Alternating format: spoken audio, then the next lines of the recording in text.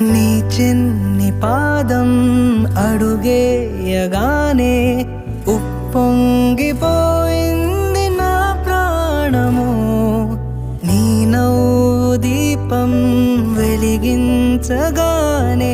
వదిలేసిపోయింది ఒంటరితనము. తొలిసారి నిన్ను చేతుల్లో మోసి ముడివేసుకున్నాను